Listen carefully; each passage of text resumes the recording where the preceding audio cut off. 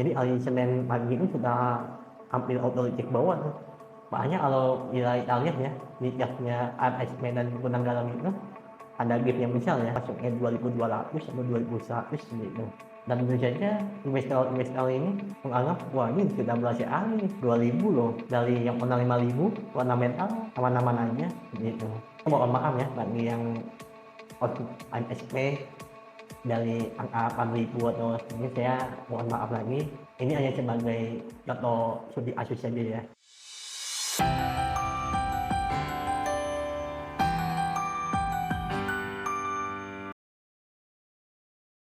Halo semuanya, kembali bersama saya Ebri Jaya di channel Mastermind Investasi. Pada kesempatan kali ini, saya akan memaparkan 3 kesalahan utama yang sering dilakukan oleh investor dalam berinvestasi di pasar saham atau di pasar modal. Jadi video pembahasan kali ini mengerucut atau spesifik pada investasi saham ya. Jadi apabila nanti ada term seperti portofolio misalnya, maka saya berbicara mengenai portofolio saham dan tidak pembicaraan instrumen investasi lainnya. Sebenarnya sudah banyak ya di artikel mengenai kesalahan orang dalam investasi saham, ada yang 4 poin, 5 poin, 7 poin, 9 poin dan sebagainya. Tetapi setelah saya pelajari poin-poin tersebut bisa masuk dalam 3 poin ini ya. Ini saya berusaha menjelaskannya dan tulis dengan itu buat kita sehari-hari. Poin yang paling pertama adalah modal yang terlalu kecil. Menurut saya ini adalah poin yang paling utama dan terutama ya, dan mempengaruhi 2 poin selanjutnya nanti. Kalimat yang harus digarisbawahi pada poin ini adalah modal yang kecil cenderung membuat seseorang itu malas belajar. Jangan terjebak dengan kalimat pakai uang dingin dulu, karena kalau kita menafsirkannya salah ya, uang dingin ini kita bisa menjadi tidak belajar ya. Langsung segi akusisnya ya, kita mau mention namanya ya, ada seseorang yang baru lulus kuliah lalu mendapatkan pekerjaan, dan setelah ulang lebih setahun dia bekerja, dia sudah mengumpulkan sejumlah uang dan anak dia masih tinggal ya bersama orang tuanya, maka dia bisa menabung 70% dari gajinya. Dia memilih investasi saham karena memang investasi saham itu yang salah satu instrumen investasi yang murah ya modalnya dibandingkan dengan investasi properti misalnya.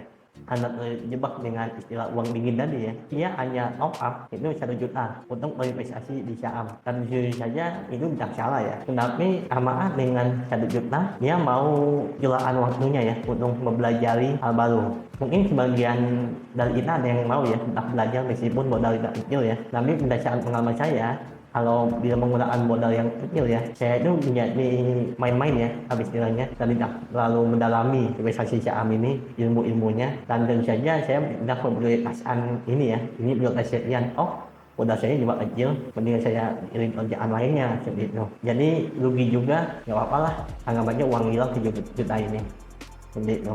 Dan beda halnya ya, teman saya waktu kuliah 3 tahun kemudian ya, itu teman lagi dengan saya, karena dia tahu saya berinvestasi di saham, dia tanya-nanya nih, lalu cara yang sama saya kasih dia ya, modal lu jangan terlalu kecil bro, saya bilang.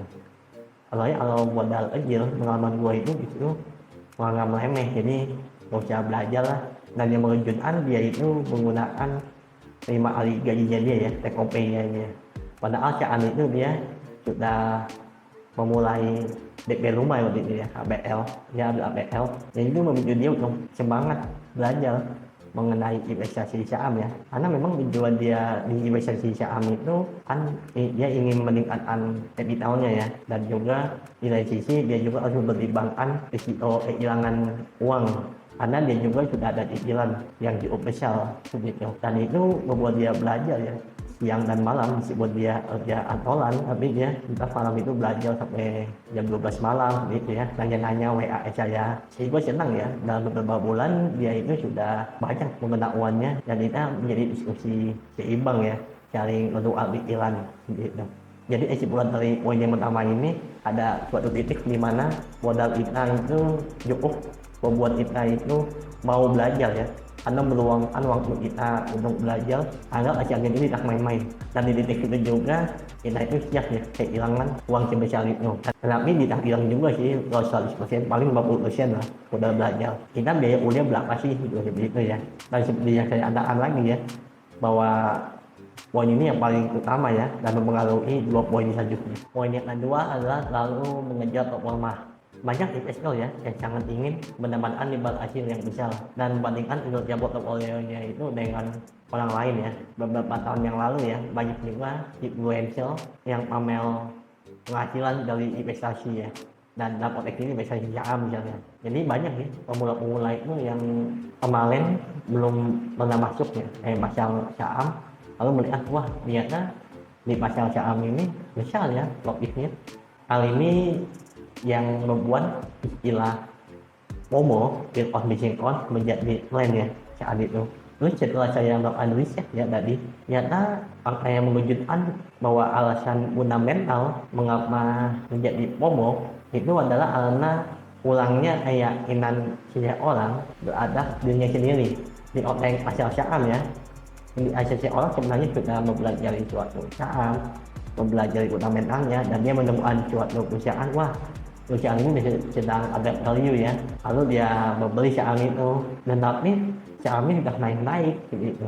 Atau orang lain yang pamer jual, pamer keuntungan, membeli saham ABCD, dia jadinya menjual saham ini ya yang udah dia nilai baik, lalu diutang lah itu, tidak mau ketinggalan karena sahamnya naik terus nih, jadi dia diikutan orang itu membeli saham itu. Dan ini kan sebenarnya karena bermula dari keyakinan dirinya ya, dan dirinya sendiri bahwa sebenarnya dia itu sudah layak ya untuk menganalisis suatu perusahaan, dan sebenarnya oleh yang dia follow itu belum tentu ya juga tidak melihat sebenarnya di saham lain ini dia rugi, kalau mungkin dia cuma beli 2 lot 3 lot tapi pamer 2 bagel 3 bagel, orang jadi ikutan gitu. Padahal balik lagi ya, kan si orang itu beda-beda ya, ada yang menganggap 100 juta itu kecil, tapi ada juga modal dia 20 juta untuk keseluruhan portofolio sahamnya, wah dia berani 100 juta ini beli di saham ini, dia jadi ikutan. Padahal saham yang dia beli itu fundamentalnya juga belum jelas ya, atau bahkan sudah over value, dan inilah yang disebut dengan mentality. Jadi dia tetap mengikuti seorang yang dianggapnya lebih pintar ya, lebih pandai, karena orang tersebut menunjukkan hasil kinerja portofolionya gitu. Sehingga orang yang tadinya sudah belajar ini tidak lagi mempertimbangkan rasionalitasnya ya, jadi dia membeli suatu saham itu sudah irasional. Dan berhubungan dengan poin yang pertama tadi ya, sebenarnya dengan modal yang kecil itu membuat orang ekspektasinya itu sangat irasional ya. Saya percaya ada ya yang jual itu 2000%, 80% begitu dalam setahun. Tetapi itu kan tidak terjadi setiap tahun ya, dan itu mungkin juga sebuah keberuntungan. Orang yang modalnya mohon maaf hanya 2 juta gitu, mereka tentu mengalami jualan ribuan persen ya, supaya modalnya itu meningkat dengan pesat ya, menjadi 20 juta, 30 juta dalam beberapa bulan. Jadinya hal yang seperti itu ya membuat orang udahlah, daripada belajar ikutin orang yang udah jual aja lah, itu ini udah ada jual 800% dalam 3 bulan misalnya. Padahal itu belum tentu konsisten ya profitnya, dan kebiasaan seperti itu ya istilahnya membuat banyak orang yang adalah kandungan pada stock pick atau saham apa yang bakal lebang 2 bulan lagi seperti itu. Poin yang terakhir yang ketiga adalah kurangnya diversifikasi. Kalimat yang digarisbawahi pada poin ini adalah bahwa portofolio saham yang lebih stabil atau tidak volatil membutuhkan risiko yang lebih kecil. Jadi sudah beberapa asas sebelumnya mengapa risiko itu berkaitan atau berkorelasi dengan volatilitas yang besar, maka menciptakan risiko yang lebih besar. Begitu pula sebaliknya, volatilitas yang lebih kecil mengakibatkan risiko yang lebih kecil. Diversifikasi dalam konteks ini ya adalah menyebabkan beberapa sektor di dalam portofolio kita. Jangan sampai ya kita memang memiliki 10 saham nih dalam portofolio kita, tetapi 6 sahamnya itu adalah saham bank ya. Hati-hati loh ya bahwa perusahaan itu bisa mendadak menjadi jelek. Memang fundamentalnya tetap bagus, tetapi tiba-tiba apresiasi dari pasar itu menurun ya dalam saham itu. Tidak update contoh nyata itu misalnya KM Sapurna, Unilever, Gudang Garam dan sebagainya ya. KM Sapurna itu cepat kapitalisasi pasarnya itu tinggi ya pada awal tahun baru 2018 kalau tidak salah. Begitu juga dengan Gudang Garam ya, tahun 2019 itu cepat harganya 100.000. Jadinya kalau mau beli Gudang Garam saat itu 1 lot itu berarti 10 juta. Dan juga Unilever ya, cepat 55.000 saat itu. waktu sebelum stock split. Tapi kita lihat sekarang AMSP sudah ada di bawah 1000, gudang garam sudah 20.000 ya kalau nggak salah. Lalu Unilever juga sudah di bawah 3.500. Jadi Unilever itu misalnya belum stop split berarti sudah di 17.500 ya, dari 55.000 17.500. Sama perusahaan fundamentalnya jelek, tentu saja sidak ya. Tapi masalah itu sudah mulai mengulangi ya apresiasinya terhadap saham-saham seperti itu. Bayangkan bila kita terus-menerus ya melakukan averaging down dengan menjual saham lain yang portofolio kita dan terus mengakumulasi AMSP. Pada tahun 2019 kita secara ingat harganya itu sudah 3.000 ya. Jadi bayangkan ya, dari 2018 itu 5.000, lalu 2019 itu sudah 3.000. Udah ada gap dong di situ ya, udah 2.000 beda harganya. Dan banyak ya, yang banyak di World Stock Split misalnya itu banyak yang akumulasi besar di saham AMSP itu ya, karena pada saat itu untuk saham AMSP akumulasi ya 3.000, perusahaan fundamental yang baik yang pernah harganya menyentuh 5.000. Lalu apa yang terjadi pada pertengahan tahun 2019 itu ada berita UI ya naik 23% ya itu. Jadi hari Senin pagi itu sudah hampir otomatis bawah tuh. Makanya kalau kita lihat ya di gapnya AMSP dan gudang garam itu ada gap yang besar ya. Gudang garam itu dari 55.000 loh ya, langsung kayak 30.000 loh yang salah, atau bahkan kayak 26.000 ya. Dan AMSP itu juga langsung kayak 2.200 atau 2.100 gitu. Dan tentu saja investor ini menganggap wah ini sudah berhasil nih 2.000 loh, dari yang pernah 5.000 fundamental aman-aman aja gitu. Terus dia melambang lagi nih, averaging down, jual saham yang lain, averaging down, lama-lama komposisi AMSP itu besar sekali di portofolionya. Lalu apa yang terjadi? Setelah Olona itu langsung ya kembali turun lagi AMSP itu, bahkan sekarang yang seperti tidak tahu sudah di bawah 1.000 gitu. Dan bayangkan bila 100% ya kita memiliki AMSP saja, kita itu nggak kehilangan capital itu yang besar sekali ya. Mungkin hanya 5% saja sisanya ya. Jadi memang diversifikasi dari saham itu jangan mempengaruhi psikologis kita ya. Jadi diversifikasi itu menyebabkan kenyamanan psikologis ya. Bayangkan bila kita memiliki 10 saham, ada yang bobotnya 15%, ada yang bobotnya 10%, ada yang bobotnya 5%. Nah, satu dari saham ini ada yang anjlok ya. Misalnya AMSP itu masuk portofolio kita itu 15%, dan tentu saja memang kita tetap merasa kehilangan, tetapi kita sampai mengganggu psikologis orang yang memegang AMSP 100% tadi. Kenapa pentingnya psikologi sini ya? Jadi nah itu ada waktu untuk mempelajari saham yang lain ya. Jadi biar kita itu journey. Mengapa ini penting ya? Karena ini secara long term itu akan sangat menguntungkan karena potensi menambah capital kita ya. Misalnya kita hapus aja lah AMSP ini misalnya ya 15%. Tapi sebelum kita hapus itu kita mempertimbangkan ada nggak sih saham lain yang ada potensial untuk growth gitu. Oh ternyata ada nih, misalnya tahun 2019 saham Batubara ternyata lagi mulanya nih, ada lo lagi 1.800 seperti itu.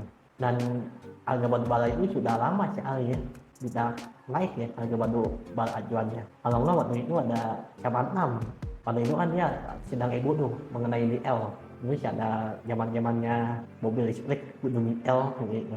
Bila dia mendual ya, wah lebih baik gua jual aja lah saham AMSP ini, gua dual dengan Antam. Antam itu meskipun cepat turun ya, kalau Olona M400 berapa. Lalu akhirnya untung ya sampai nyentuh hampir 3.000 saja ya saham Antam itu. Jadi dia ditambah lagi berbau ya pada satu saham AMSP ini, karena komposisinya 15% di atas saja, lalu dia ganti dengan Antam gitu. Jadi saya mohon maaf ya bagi yang AMSP dari angka 8.000 atau ini, saya mohon maaf lagi. Ini hanya sebagai contoh studi kasus saja ya. Dan kalau lebih lagi ya, jadinya dengan diversifikasi itu secara long term akan sangat menguntungkan kita sebenarnya. Meskipun di awal-awal itu mungkin hasilnya tidak terlalu kelihatan ya, kalau kita belajar ada saham kita yang naik jauh tapi ternyata portofolionya cuma 5%. Itu lebih baik ya dibandingkan dengan tidak punya 100% tapi rugi seperti itu. Kalau untuk jumlah tempatnya sendiri ya, saya kita cepat melakukan riset. Kalau di luar negeri itu ada yang mengatakan bahwa 20 atau 30 saham ya. Tapi karena bicaranya di US itu banyak ya saham yang fundamentalnya baik ya dari seluruh dunia. Kalau di pasar Indonesia itu jumlah saham yang investable company ya, tanda kutip, itu lebih sedikit jumlahnya. Ini sedang membagi bank masyarakat pribadi saja ya. Untuk portofolio di pasar modal Indonesia, itu saya biasanya berdiversifikasi menjadi 6 hingga 15 saham ya. Dan itu pun tidak boleh ada yang satu saham itu lebih dari 20% bobotnya di portofolio saya. Jadi yang 20% itu sudah bagus sekali ya fundamentalnya dan all stock. Jadi di portofolio saya itu ada all stock ya, yang artinya bahwa saham ini saya rencanakan untuk tidak dijual ya, seadal jalan saja. Lalu yang lainnya itu yang jual masuk. Ngeludung saham yang all stock ini ada dua sektor lagi ya, sektor consumer sama sektor bank. Dan cukup ya, saya cukup satu-satu saja ya, masing-masing pemain cepat masukin bank daerah ya, karena memang harganya cepat dihargai pulang oleh pasar dan saya melihat ada potensi dividen di sana, jadi saya masukin lagi. Jadi ya saat ini saya punya dua saham bank di sektor bank, lalu ada satu saham di sektor consumer, dan jika saham itu ya secara long term kemungkinan itu saya lepas, dan bobotnya itu kalau di total tidak lebih dari 40% dari total portofolio yang lain. Dan suatu saat nanti ini bisa berulang bobotnya ya, misalnya sektor properti atau konstruksi misalnya, wah ayah bakal bagus nih yang nambah di bobotnya dari sektor properti, dari sektor konstruksi mengurangi bobotnya. Ini cuma main di bobot saja ya, apabila sektor yang lain itu sudah ramai ya atau sudah mulai jenuh ya, jadi sudah sangat diapresiasi pasar, saya mengurangi lagi. Dan kalau masih bingung, dan kalau misalnya saya bingung ya mau beli apa, bobot yang di all stock ini dia tambah ya bobotnya maksimal 40%. Jadi resiko itu tetap terjaga. Baik, demikian sharing saya mengenai 3 kesalahan utama yang sering dilakukan oleh investor dalam berinvestasi saham. Semoga bermanfaat bagi kita semua. Baik.